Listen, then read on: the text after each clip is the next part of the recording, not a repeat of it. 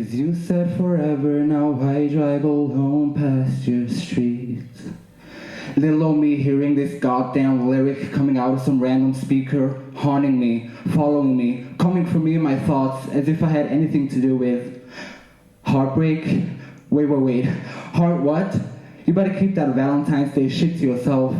Do I look like I listen to sad, cry-worthy love songs in the middle of the night, all curled up in my bed sheets? Me? Oh, never.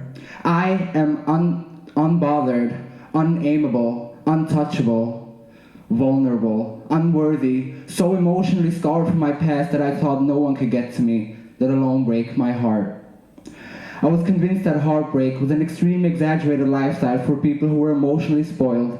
That it was for people who had the luxury of sitting in bed crying because they don't have better shit to do than be sad about a great and pleasant experience that ended.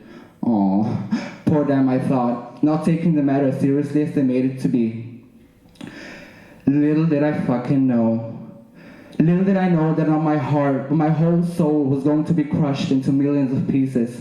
That the splinters of my soul would explode into every corner of the room, leaving some of them missing and my soul incomplete. Little did I know. How is it possible for another human being to make another human being feel so miserable? How is it possible that love, effort, and energy would not reach the other end? How is it possible for him to not love me back?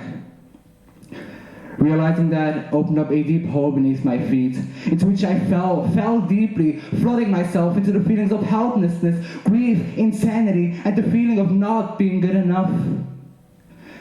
This experience made me question everything, my whole being, my belief systems, my way of behaving, of feeling, of loving.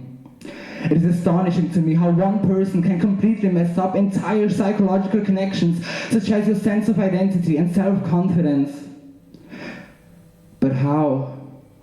How could this happen to me? Was I too weak to withstand this storm of emotions? Were the things I questioned myself?